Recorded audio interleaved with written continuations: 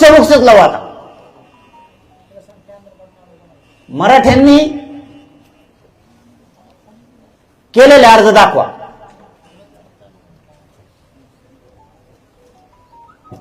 इथं बसून मंत्र्याकडून जागेवर प्रश्न सोडून घेऊन निर्णायक आंदोलन, त्याला म्हणतात जागेवर तुकडा. दुसरा मुद्दा मराठ्यांसाठीच्या, ज्यांनी ज्यांनी नोंदी सापडलेल्या आहेत आणि अर्ज केलेले आहेत तरी बी जाणून बुजून तो याकडे महसुली पुरावाच नाही, तो याकडे अमकच नाही म्हणून टाळाटाळ करते.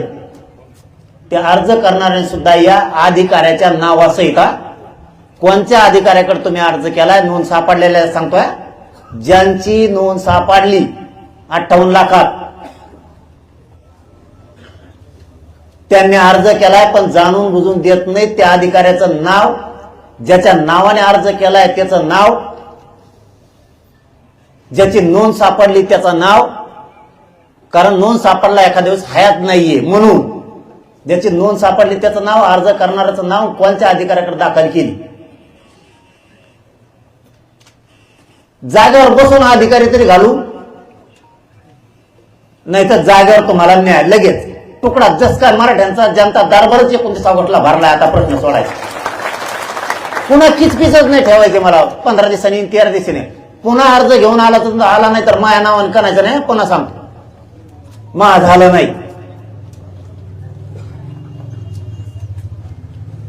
पहिला मुद्दा सांगितला, 58 लाख नोंदी ज्यांनी अर्ज केले त्यांनी तिकडे अर्ज केलेल्याची एक झेरॉक्स घेऊन यायची. दुसरा, हैदराबाद गॅझेटियरनुसार ज्यांनी अर्ज केलेत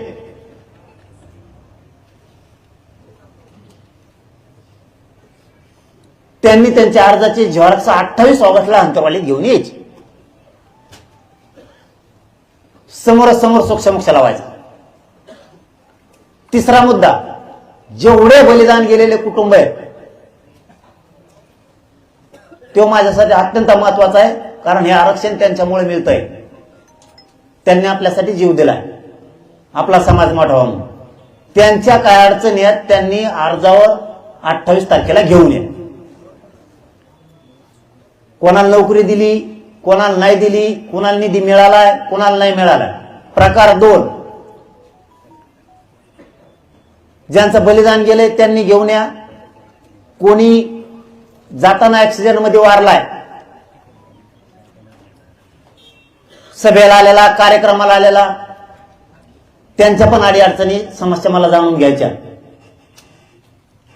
ते पण 28 तारखेला त्यांना येता आलं नाही. काही काही घरात पडून येत ऍक्सिडेंटमुळे त्यांना नाही उठता येत. त्यांच्या कुटुंबातल्या जरी समस्या घेऊन आले, त्यांच्या निधीपासून, नोकरीपासून सगळा प्रश्न एकाच दिवशी सोडायचा. नसन सरकारला सोडायचं तर महाराष्ट्रातल्या मराठ्यांनी दिसत सरकार मुद्दाम सोडीना. समोरासमोर सोक्षमोक्ष होऊ द्या. हैदराबाद गॅझेटियरनुसार अर्ज करणारे ध्यानात ठेवा. चौथा मुद्दा, व्हॅलिडिटी कुणाकुणाच्या दिल्या नाहीत. कळीचा मुद्दा आहे. व्हॅलिडिटी कोणत्या अधिकाऱ्याकडे दाखल केली, सगळ्या व्यवस्थित ऐकायला येत आहे ना. आता मराठ्याचं निर्णायक आंदोलन करायचं, तुकडा पाडायचं म्हणल्यावर करायचं काय हे सुद्धा आता आपल्याला माहित असलं पाहिजे. कोणी कोणी व्हॅलिडिटीला अर्ज केलाय, कोणचा अधिकारी देत नाही आणि त्याचं कारण काय एवढंच आणा फक्त.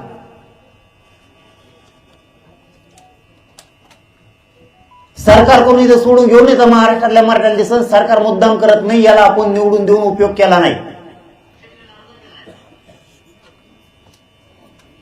मराठा समाजाचे 5वा मुद्दा ना, सोक्षमोक्षाचा याच्यातलाच 5वा, काही पोरांवरती विनाकारण केसेस झाल्यात. केसेस झालेले पोरं सुद्धा अंतरवाली द्या, ज्यांच्यावर गुन्हे दाखल झाले. मला समोरासमोरच बघू द्या आता कोणाचं काम राहिलंय आणि सरकार का करत नाही. व्हॅलिडिटीचे अधिकारी इतके जाणून बुजून टाळाटाळ करायलेत ना. आता विखे पाटलांना, यांना, त्या लाडसाहेबांना सांगितलेले जालन्याची एक व्हॅलिडिटी 3 महिने झालं सांगितलेली. आणखीन झाली नाही. याचा अर्थ असा होतो, फडणवीस साहेब तुम्हाला आमचे पोरांचं वाटोळं करायचं का?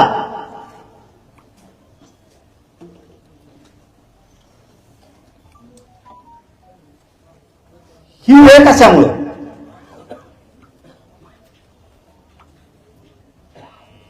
आपल्याला सूक्ष्ममुक्ष लावणं खूप गरजेचं आहे. ज्या ज्या पोरांचे, सहावा मुद्दा, ज्या ज्या पोरांचे परतावे राहिलेत ना, व्याज परतावे महामंडळातले, त्या सगळ्या पोरांनी 28 ऑगस्टला अंतरवालीत या. सरकार म्हणते राहिले नाही.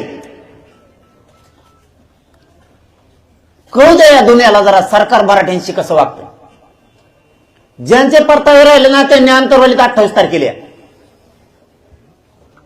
ते म्हणजे कोणाचे राहिले सांगा मला. कोणीतरी 10-5 जण सांगून जातात, मग माहित होत नाही. तुम्हाला एक सेपरेट, इतक्या लोकांना सेपरेट कॅबिन करतो आम्ही. सरकारला दाखवून देतो हे एक तक्रारीवाले बघ. हे 7वा मुद्दा, ज्या ज्या पोरांना ECBCतून लाभ झाले नाहीत, सुविधा मिळाल्या नाहीत, त्यांना शिष्यवृत्त्या मिळाल्या नाहीत, पंजाबराव देशमुखांची योजना 6 मला वाटतं 2-2, 3-3 वर्षापासून मिळाले नाही असं काही पोरांचं म्हणणं आहे. तुम्ही प्रत्यक्ष अर्ज घेऊन या. 28 ऑगस्टला ज्याला सोयी सवलतीचा ECBCचा लाभ मिळाला नाही, हे सगळे पोरं 28 ऑगस्टला अंतरवालीत. एकदाच सगळा तुमचा निपटारा करून टाकतो. ताणच ठेवत नाही, निपटारा करून टाकतो. फक्त समजून घ्या काय सांगितलं. रोज रोज आता येऊ नका, एकाच दिवशी तुमचा तुकडा पाडतो. 8वा मुद्दा, सोक्ष समाजाचा करायचा ना कायमचा. सरकार खोटं बोलतंय का मराठी खोटं बोलते हे जाहीर समोरासमोर होऊन द्यायचं. ते काहीतरी जुनी म्हणे, बाप दाखवणे श्राद्ध घाल, चाल, सुट्टीच नाही. ज्या ज्या पोराला EWS मधून, ECBC मधून त्यांच्या निवडी झालेल्या, EHBC मधून, त्या सगळ्या पोरांनी अंतरवालेली आहे 28 ऑगस्ट. मी दाखवतो हे पोरं तुम्ही घेतले नाही. एक कोण राहील सरकार. लक्षात येत आहे मराठा समाजाच्या? मराठ्यांचं निर्णायक आंदोलन करायचं, मराठ्यांचं कायमचं कल्याण करायचं म्हणल्यावर असं करावं लागणार आहे. सरकार म्हणतात नाही. ज्या ज्या मराठ्यांच्या लेकरावरती अन्याय झाला त्यांनी 28 ऑगस्टला अंतरवालीला तुमचा अर्ज घेऊन या. मी दाखवतो ही अन्याय तुमच्यामुळे झालाय. ECBC, EHBC आणि EWS विभाग कोणताही असो, महावितरण असू द्या, गृह असू द्या, नगर विकास असू द्या, कृषी असू द्या, तुमचा महसूल कुठला विभाग असू द्या, ज्याच्या ज्याच्यातून निवडी झाल्या त्या सगळ्या पोरांनी 28 ऑगस्टला अंतरवालीला या. मी दाखवतो सरकारनं या मराठ्यांवरती अन्याय केलाय. तुम्ही नाही आले तर सरकार म्हणून आम्ही नाही अन्याय केला. आणि मी म्हणणार प्रश्न. बातम्या पाहण्यासाठी आमच्या चॅनलला लाईक करा, शेअर करा, सबस्क्राईब करा, बेल आयकॉन प्रेस करा आणि सर्वप्रथम नोटिफिकेशन पहा तुमच्या मोबाईलवर.